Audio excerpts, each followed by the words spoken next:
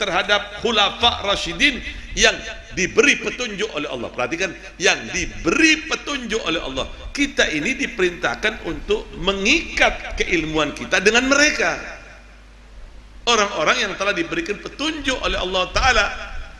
Bukan seperti orang-orang Wahabi, semua ditelan oleh Wahabi, semuanya ditelan secara mentah-mentah. Ziarah kubur haram, doa di kuburan haram. Ini terjadi. Waktu suatu hari ulun berziarah ke makam Sayyidina Uthman bin Affan di Baqi waktu itu.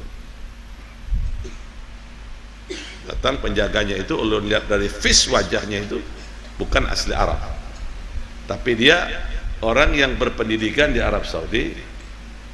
Asalnya sepertinya orang-orang di luar Arab Saudi, karena ulun hafal benar wajah-wajah mereka ini, tahu persis. Ulun diam aja, ulun tidak komentar. Ya Syekh haram, ruh. Ulun diam aja. Ya sudah, ulun berdoa haram. Ini karena ini ada santri, ada jamaah, bingung. Kok Habib diam? Terpaksa lu ngomong, lu panggil, tal ya Syekh, sini. Ulun cuma mengatakan limadha haram. Kenapa kok dikatakan haram? Haram, doa di kuburan haram. Syuf, isma.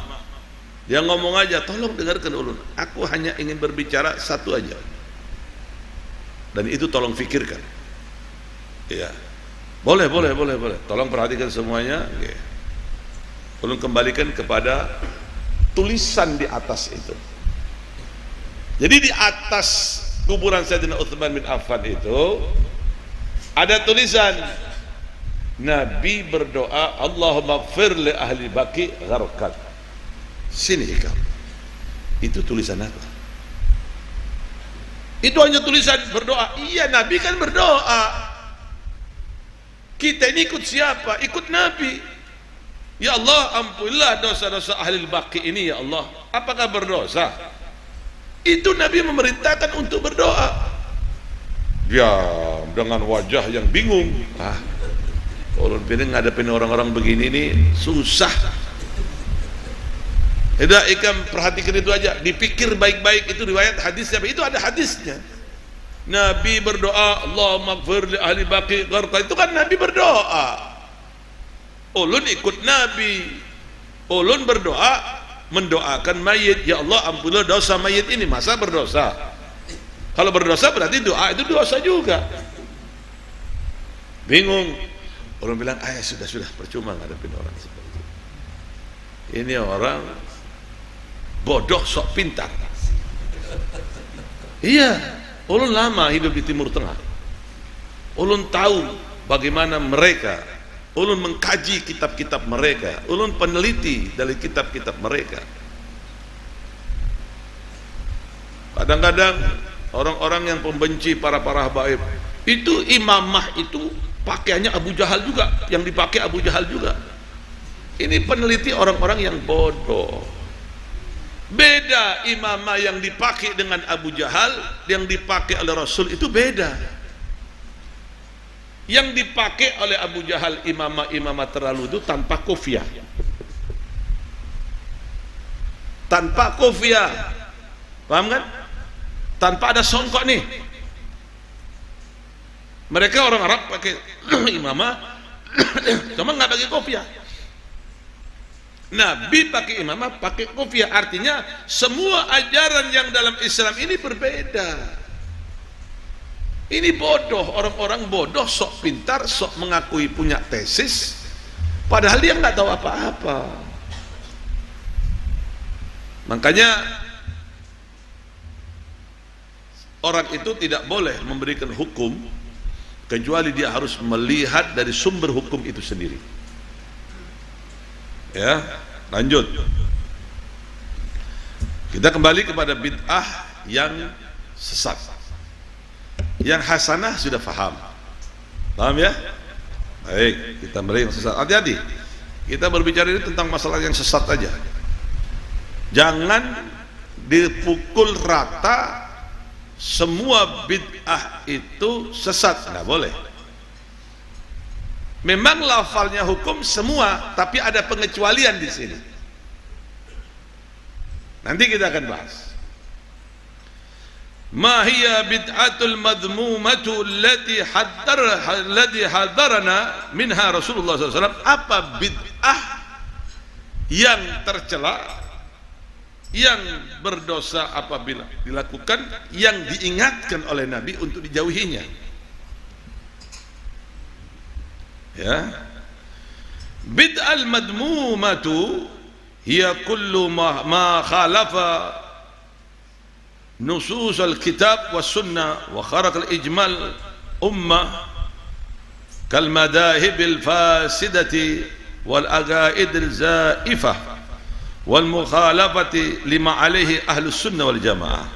Intinya, bid'ah yang dikategorikan bid'ah yang sesat itu yang berbeda hukumnya dalam Al-Quran, yang berbeda hukumnya dalam sunnah, yang tidak ada hukum dalam Al-Quran, yang tidak ada hukum dalam sunnah, ya, dan berbeda dengan pendapat ulama-ulama terkemuka yang telah diberikan pengertian, yang telah diberikan petunjuk oleh Allah Subhanahu Ta'ala tentang keilmuan. Seperti kal madahib al fasidah, seperti ajaran yang sesat,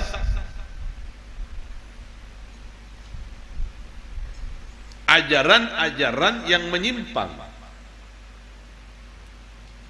Kalau Ikam Berataan itu membaca kitab Syiah, di dalamnya itu banyak penyimpangan yang jelas.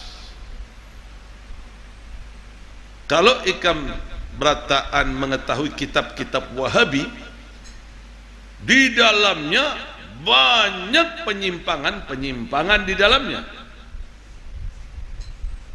Makanya ulun meneliti kitab-kitab Syiah ini sudah dikategorikan sesat. Syiah Itsna Asyariyah.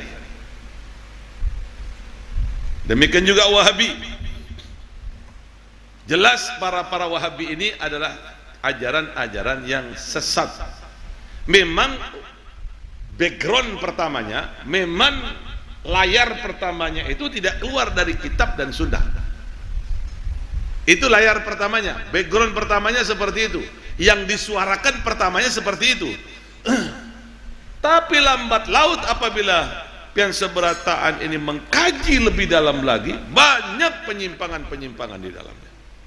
Makanya Wahabi itu bertentangan dengan hukum ahli sunnah wal jamaah. Pada waktu beberapa bulan yang lalu berkumpul para ulama sedunia itu di Jazirah. Salah satunya di Jazirah atau di Mesir, kita lupa ulun. Ada itu bukunya sama ulun. Aljazair atau di Mesir salah satunya. Setelah menimbang, itu kumpul selama dunia, termasuk Habib Umar bin Hafid, termasuk Syekh Ali Jum'ah Mufti Mesir, sepakat menyatakan bahwa Wahabi ini bukan golongan ahli sunnah wal jamaah. Bukan golongan ahli sunnah wal jamaah. Sepakat. Karena penyimpangan di dalamnya ini nyata. Makanya Wahabi mana? Perjuangan Wahabi itu apa terhadap Islam? Coba carikan. Apa? Jasa Wahabi untuk Islam di zaman ini apa? Untuk Islam apa? 1 rupiah pun Wahabi tidak pernah menyumbang untuk saudara-saudara kita yang ada di Palestina. Yang ada Wahabi ini, mereka ikut serta menyerang saudara-saudara kita yang ada di Afghanistan, menghantam Taliban. Padahal di Taliban itu hampir mayoritas mereka berakidah Hanafiyah, bermadhab Imam Abi Hanifah, ahli sunnah wal jamaah.